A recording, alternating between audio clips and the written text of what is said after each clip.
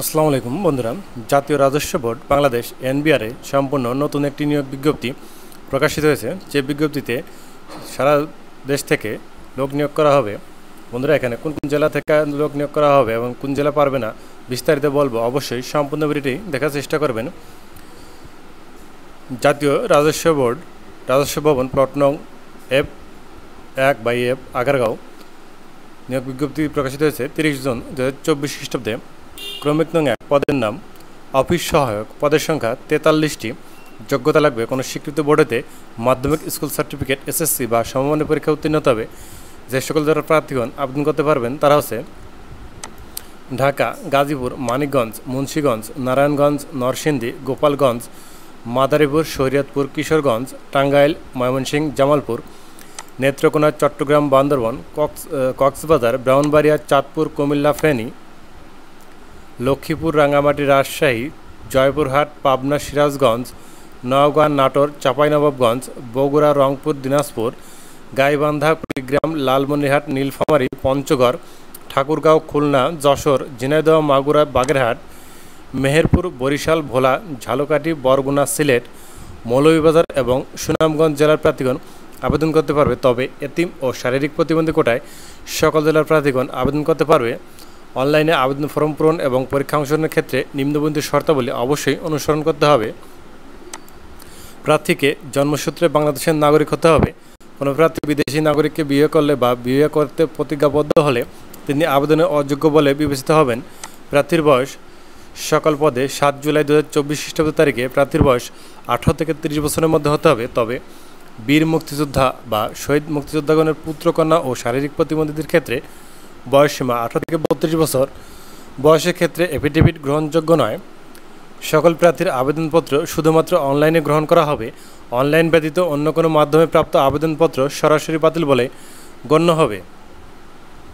সরকারি, আধা সরকারি ও স্বায়ত্তশাসিত প্রতিষ্ঠানে চাকরিরত প্রার্থীদের অবশ্যই যথাযথ কর্তৃপক্ষের অনুমতিক্রমে আবেদন করতে হবে। সকল চাকরিরত প্রার্থীকে মৌখিক পরীক্ষার সময় নিয়োগকারী কর্তৃপক্ষ কর্তৃক প্রদত্ত অনাপত্তি ছাড়পত্রের মূল কপি জমা দিতে হবে। এক জেলার বাসিন্দা অন্য জেলার বাসিন্দা হিসেবে আবেদন করতে পারবেন না। অনলাইনে আবেদন পূরণ সংক্রান্ত নিয়মাবলী ও শর্ত করণীয়: পরীক্ষা অংশগ্রহণ করতে ইচ্ছুক হলে nbr.teletalk.com.bd এই ওয়েবসাইটে আবেদনপত্র পূরণ করবেন। আবেদনের সময়সীমা: অনলাইনে আবেদনপত্র পূরণ ও পরীক্ষার ফি জমাদানের শুরুর তারিখ ও সময় 7 জুলাই 2024 খ্রিস্টাব্দ সকাল 10 ঘটিকায়। অনলাইনে আবেদনপত্র জমাদানের শেষ তারিখ ও সময় 28 জুলাই 2024 খ্রিস্টাব্দ বিকাল 5 ঘটিকা পর্যন্ত। কেবলমাত্র উক্ত সময়সীমার মধ্যে ইউজার আইডি প্রাপ্ত প্রার্থীগণ অনলাইনে আবেদনপত্র সাবমিটের সময় থেকে পরবর্তী 72 ঘন্টার মধ্যে SMS এর মাধ্যমে পরীক্ষার ফি জমা দিতে পারবেন। অনলাইনে আবেদনপত্রে পূরণকৃত তথ্য যেহেতু পরবর্তী সকল কার্যক্রমে ব্যবহৃত হবে, সেহেতু অনলাইনে আবেদনপত্র সাবমিট করার পূর্বেই পূরণকৃত সকল তথ্যের সঠিকতা সম্পর্কে প্রার্থী নিজে শতভাগ নিশ্চিত হবেন। প্রার্থী অনলাইনে পূরণকৃত আবেদনপত্রের একটি প্রিন্ট কপি পরীক্ষা সংক্রান্ত যে কোনো প্রয়োজনে সহায়ক হিসেবে সংরক্ষণ করবেন এবং মৌখিক ও ব্যবহারিক পরীক্ষার সময় 1 কপি জমা দিবেন। SMS প্রেরণের নিয়মাবলী: যথাযথভাবে আবেদনপত্র সাবমিট করা হলে ইউজার আইডি নম্বর সহ একটি অ্যাপ্লিক্যান্ট কপি পাবেন এবং উক্ত অ্যাপ্লিক্যান্ট কপিটি রঙিন প্রিন্ট করে সংরক্ষণ করবেন। অ্যাপ্লিক্যান্ট কপিতে দেওয়া ইউজার আইডি নম্বর ব্যবহার করে প্রার্থী নিম্নোক্ত পদ্ধতিতে যে কোনো টেলিটক প্রিপেড মোবাইল নম্বরের মাধ্যমে 2টি SMS করে পরীক্ষার ফি বাবদ 100 টাকা ও টেলিটকের সার্ভিস চার্জ বাবদ 12 টাকা সহ মোট 112 টাকা অনধিক 72 ঘন্টার মধ্যে জমা দিবেন। এখানে বিশেষভাবে উল্লেখ্য যে অনলাইন আবেদনপত্রের সকল অংশ পূরণ করে সাবমিট করা হলেও পরীক্ষার ফি জমা না দেওয়া পর্যন্ত অনলাইন আবেদনপত্র কোনো অবস্থাতেই গৃহীত হবে না। প্রবেশপত্র প্রাপ্তির বিষয়টি nbr.teletalk.com.bd ওয়েবসাইটে এবং প্রার্থীর মোবাইল ফোনে SMS এর মাধ্যমে যথাসময়ে জানানো হবে। SMS এ প্রেরিত ইউজার আইডি এবং পাসওয়ার্ড ব্যবহার করে পরবর্তীতে রোল নম্বর, পদের নাম, ছবি, পরীক্ষার তারিখ, সময় ও স্থানের বা কেন্দ্রের নাম ইত্যাদি তথ্য সংবলিত প্রবেশপত্র প্রার্থী ডাউনলোডপূর্বক রঙিন প্রিন্ট করে নেবেন। এই প্রবেশপত্রটি লিখিত পরীক্ষা অংশগ্রহণের সময় এবং উত্তীর্ণ হলে মৌখিক পরীক্ষার সময় অবশ্যই প্রদর্শন করবেন। ডিক্লিয়ারেশন: প্রার্থীকে অনলাইন আবেদনপত্রের ডিক্লিয়ারেশন অংশে এই মর্মে ঘোষণা দিতে হবে যে প্রার্থী কর্তৃক আবেদনপত্রে প্রদত্ত সকল তথ্য সঠিক এবং সত্য। প্রদত্ত তথ্য অসত্য বা মিথ্যা প্রমাণিত হলে অথবা কোনো অযোগ্যতা ধরা পড়লে বা কোনো প্রতারণা বা দুর্নীতি করলে কিংবা পরীক্ষার নকল বা অসৎ উপায় অবলম্বন করলে পরীক্ষার পূর্বে বা পরে অথবা নিয়োগের পরে যে কোনো পর্যায়ে প্রার্থিতা বাতিল করা হবে এবং সংশ্লিষ্ট প্রার্থীর বিরুদ্ধে আইনগত ব্যবস্থা গ্রহণ করা যাবে। অনলাইনে আবেদন ও নিয়োগ পরীক্ষা সংক্রান্ত যে কোনো বিষয়ে নিয়োগকারী কর্তৃপক্ষের সিদ্ধান্তই চূড়ান্ত বলে গণ্য হবে। সংশ্লিষ্ট নিয়োগ বিধিমালা অনুযায়ী বাছাইকৃত প্রার্থীকে লিখিত পরীক্ষা অংশগ্রহণ করতে হবে। কেবলমাত্র লিখিত পরীক্ষায় উত্তীর্ণ প্রার্থীরাই মৌখিক পরীক্ষার জন্য যোগ্য বলে বিবেচিত হবেন। প্রার্থীর যোগ্যতা যাচাই: প্রার্থীকে মৌখিক পরীক্ষার সময় নিম্নবর্ণিত কাগজপত্রের মূল কপি প্রদর্শনপূর্বক প্রথম শ্রেণী গেজেটেড কর্মকর্তা কর্তৃক সত্যায়িত সকল সনদের এক সেট ফটোকপি দাখিল করতে হবে।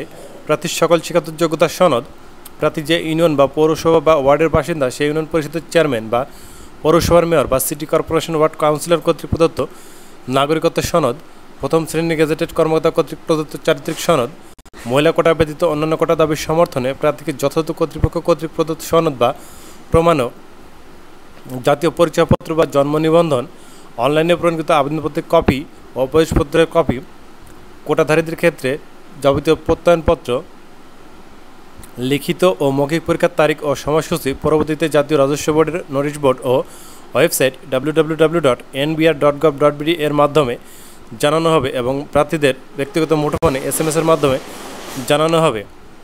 নিয়োগ ও কোটা নির্ধারণের ক্ষেত্রে সরকার কর্তৃক জারিকৃত সর্বশেষ বিধিবিধান প্রযোজ্য হবে। লিখিত মৌখিক পরীক্ষা অংশগ্রহণের জন্য কোনো দৈনিক ভাতা ও যাতায়াত ভাতা প্রদান করা হবে না। অসম্পূর্ণ, ত্রুটিপূর্ণ ও বিলম্বে প্রাপ্ত আবেদনপত্র সরাসরি বাতিল বলে গণ্য হবে।